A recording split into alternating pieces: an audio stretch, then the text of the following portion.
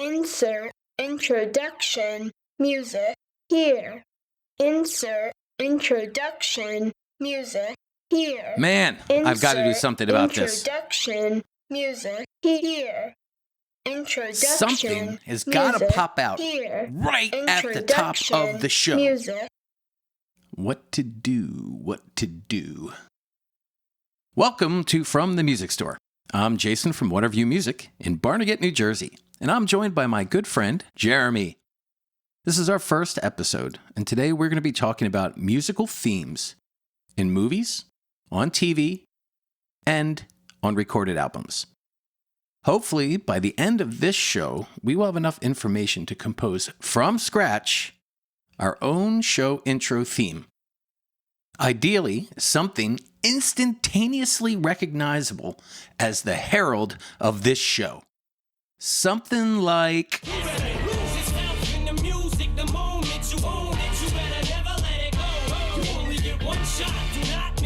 Okay, let's be realistic.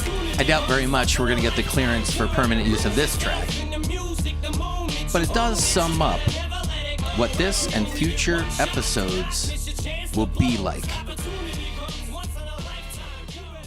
We're going to start off with a brief original composition by our guest, and then get into the interview. We hope you enjoy listening.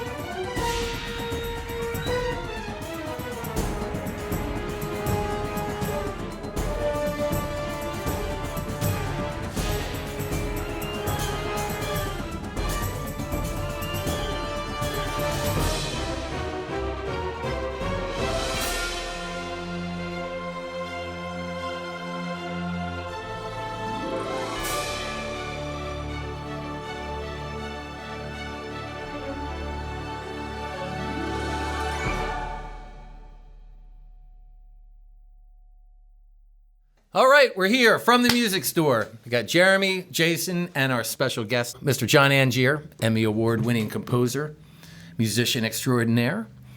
Great to be here. We're so stoked you're here. You know, every great movie, every great TV show, newscast, they all have these epic themes that draw the listener in and let them know what's coming. You know, you're in for it now.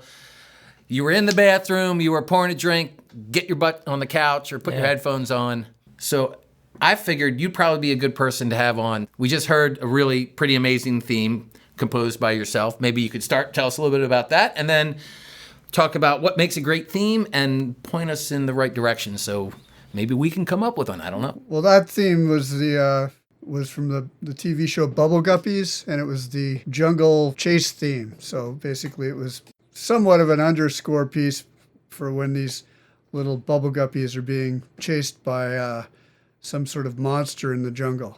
And then as they escape, they jump in an airplane and they fly off, and there's like a bit of an airplane theme. It's sort of like a soaring theme, you know? So it's like when you write music for like flying sequences, there's a way of doing it so that it gives you that sense of freedom and spaciousness and flying through the mountains and all that kind of stuff. Now, you said something that was interesting. You said it was an underscore. So what is an underscore versus a theme versus, we listened to some Star Wars before and some other thing. What is exactly do you mean by underscore? Well, underscore and theme can be one and the same. So for instance, you can have a television show theme or a movie theme, like if you were talking about Star Wars.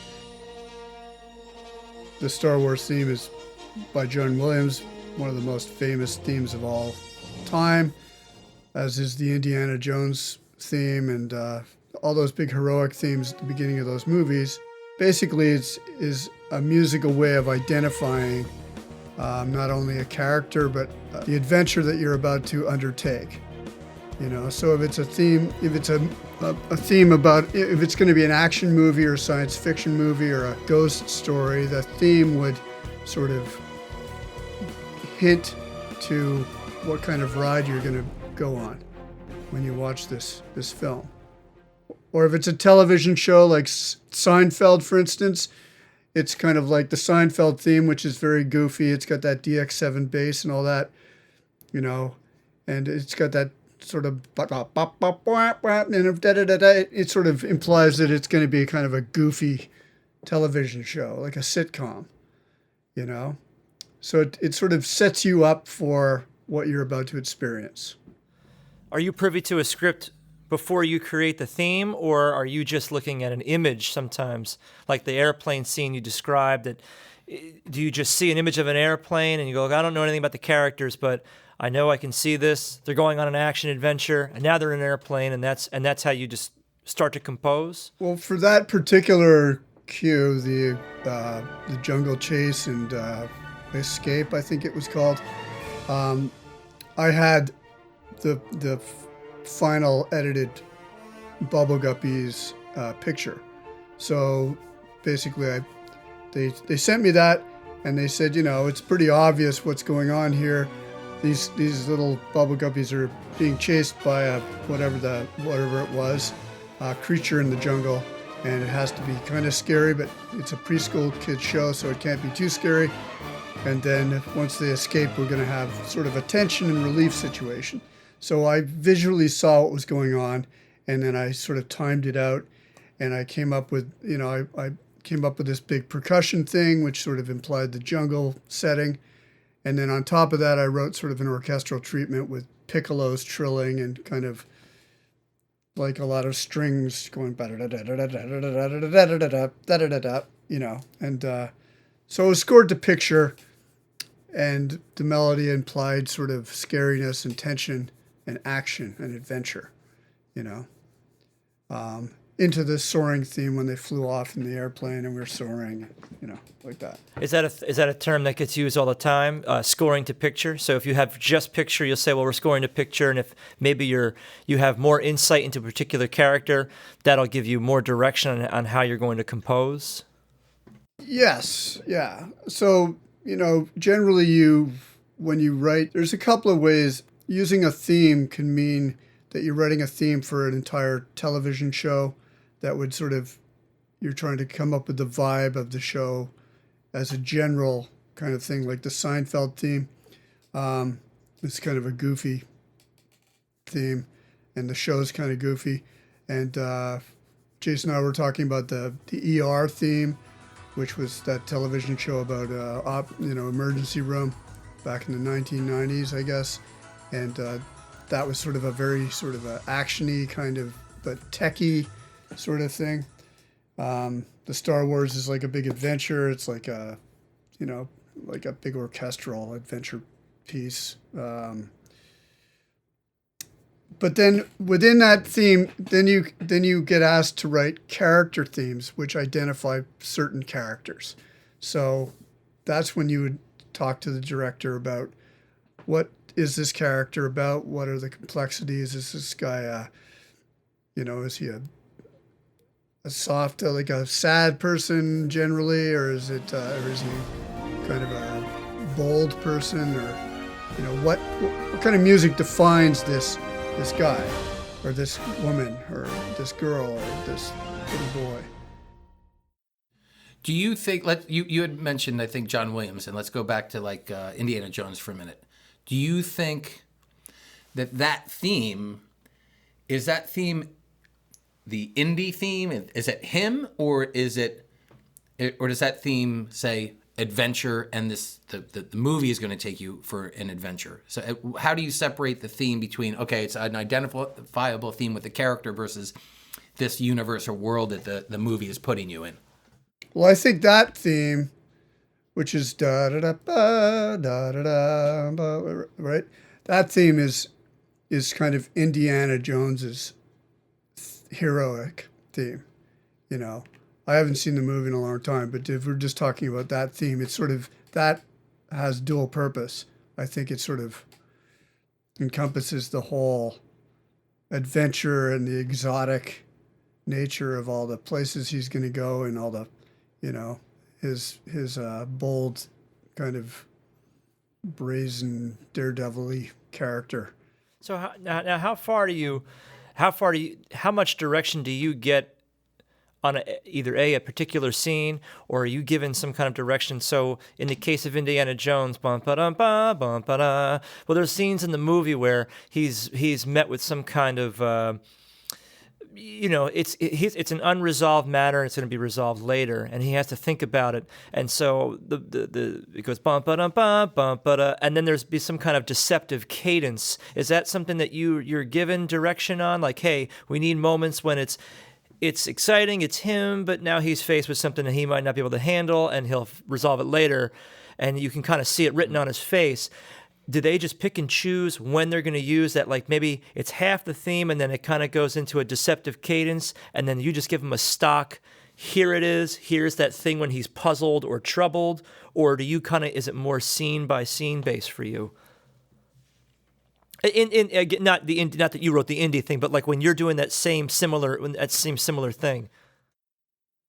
Well, it's like an example of that would be, in where a hero is just about to kick or something, and something happens that thwarts them in a comedic way, kind of like their sword breaks in half and just falls in the ground.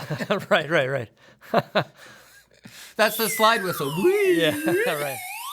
So you might do like half the heroic theme, and then all of a sudden it just stops, and the guy's like, as his sword falls down or falls off or something, or it's like that scene in Indiana Jones where the guy's like going to get into a big fight, and the guy breaks out a big sword, out a gun, and he shoots the guy.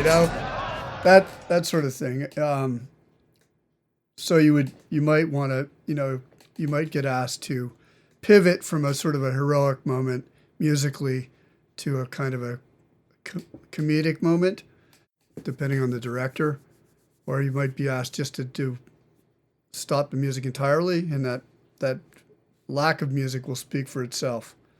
I think the lore behind that scene is that he was tired. It was. I think he was sick or something. He was sick, and Fielder was tired, and he just didn't feel like doing the rest of the choreography they had planned. So he busts out. I think his side piece was a Wembley, and he said, this is what I'm doing. Yeah, I'm not working today. I'm not working today. John Williams is like, that was the greatest piece of music I had written for the movie, and you cut it out. It's on the cutting room floor. Yeah, you're always pivoting with the emotion going on in the scene, and you're changing from, when you cut to another location, you could be, you have to like time the music so that you're going from, one location to the next. You could be going from like a scene where there's a fight sequence, and then it cuts to a completely different character and a completely different scene, and you have to sort of make the music work that way. So we need a theme for the show.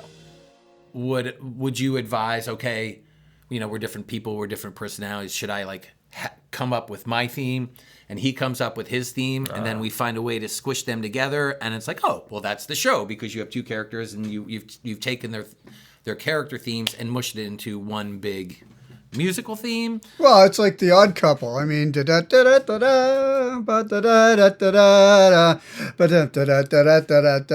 we know who we are. I'm pretty sure I know who I am. I mean, The Odd Couple is a great theme because it has sort of, there's a certain elegance to the orchestration in it, but then you've got that you could almost say it's like a two character themes blended into one, into one piece of music. Or you could just say we both like, a certain style of music, and we're going to write a theme that we both like.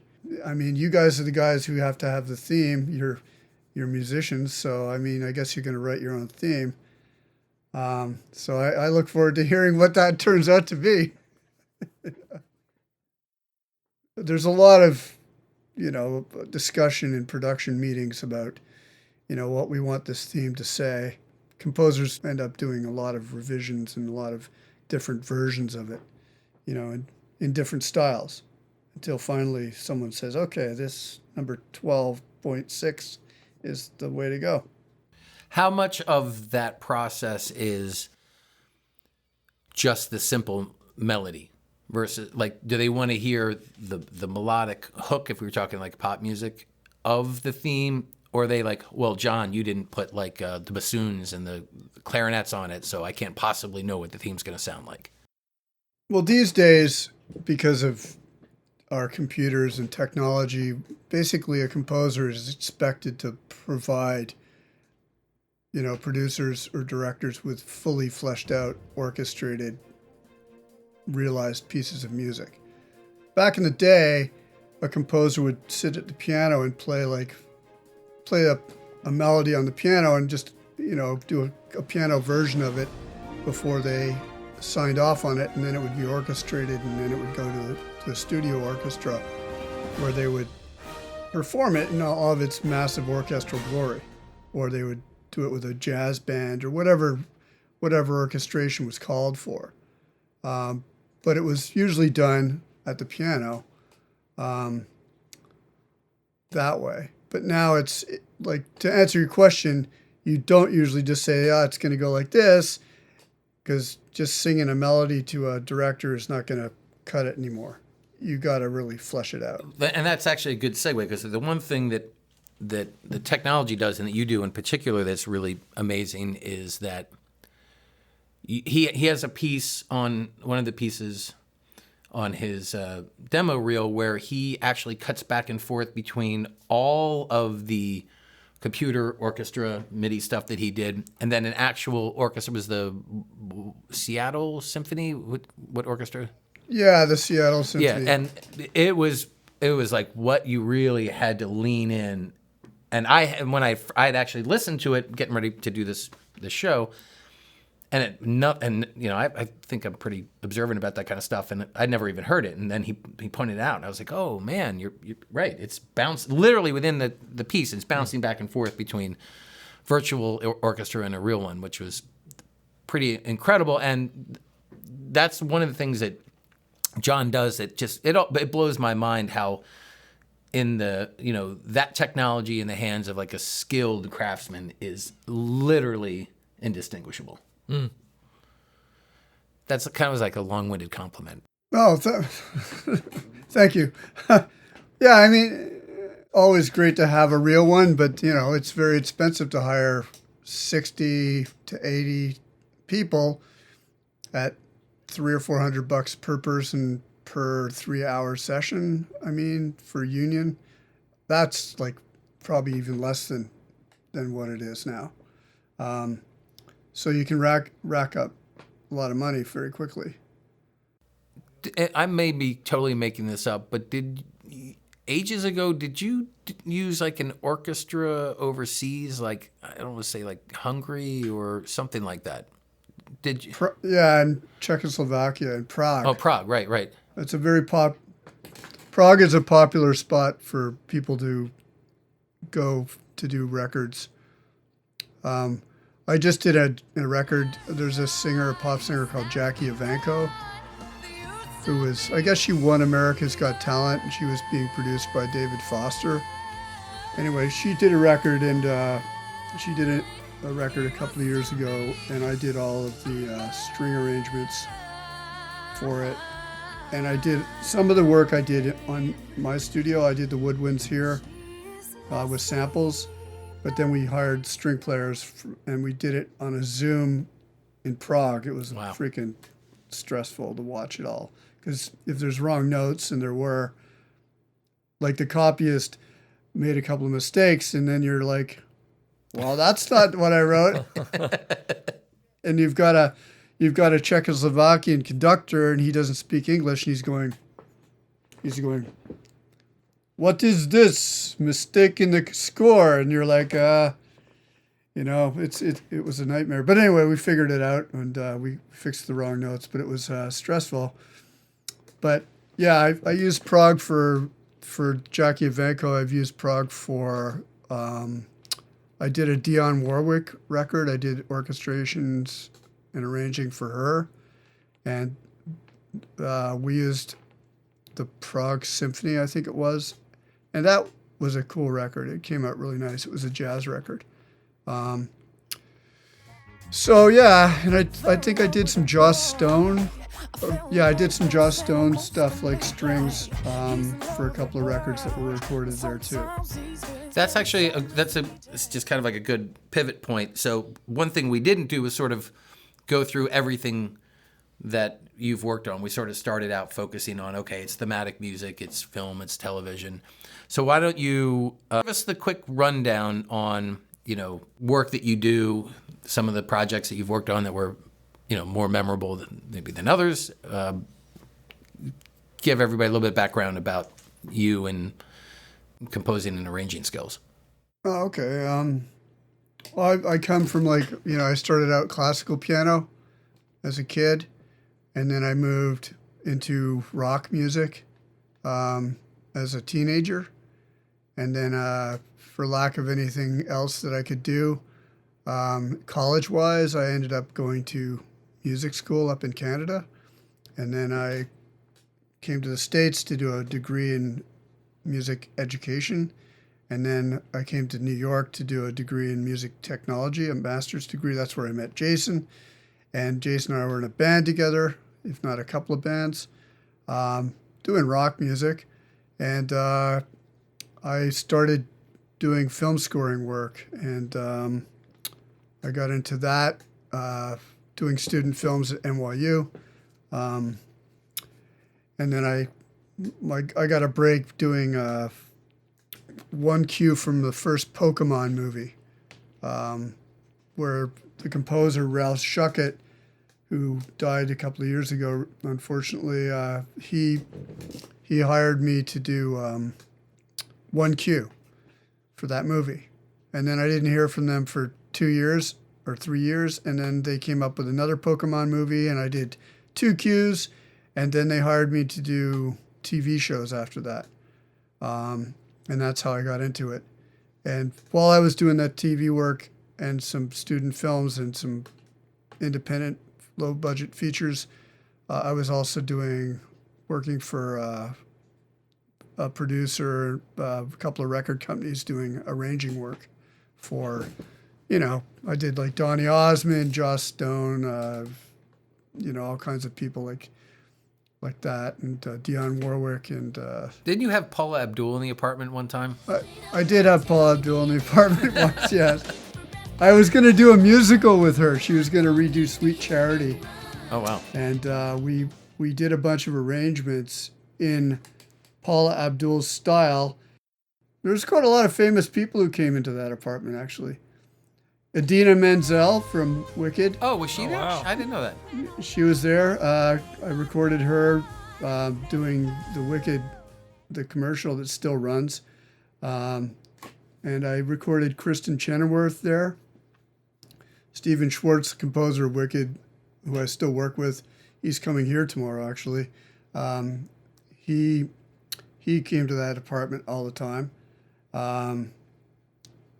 Lilias White, who's a famous Broadway singer, she came there. Quite a lot of people have been in. We're in that weird studio that we had. That crazy apartment.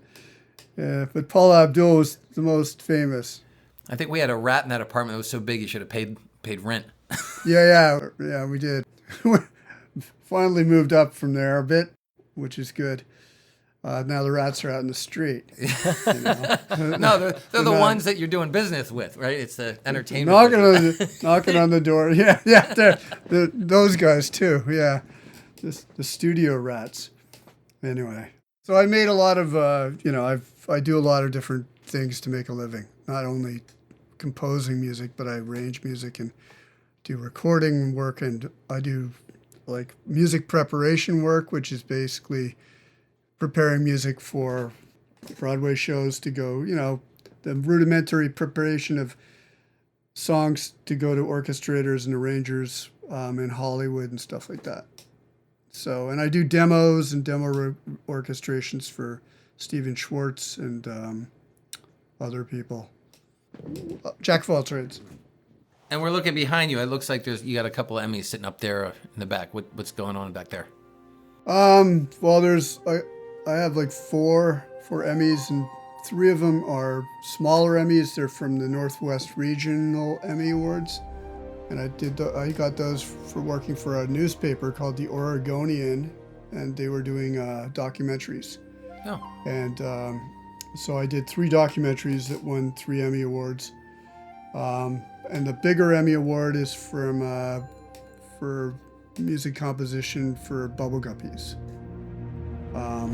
which was a show called The Fantastic Fairy Tale, starring Wanda Sykes. And so that was a big day when we won that award. It was great. It was a lot of fun. So you've had a pretty broad-ranging career between music, like recorded music, albums, TV shows, movies, and you also did some other overseas work that I'm seeing in your credits here for some Indian or Pakistani films as well. Oh yes, yeah. I did. More recently, I did 3 animated feature films. I scored 3 animated feature films for a director. Her name is Charmine Obaid-Chinoy. She's won 2 or 3 Academy Awards. She mostly does documentaries, but she's sort of made her way into doing dramatic things. She started an animation studio in Pakistan, which was very difficult for a woman to do. The way women are treated there, men don't respect women.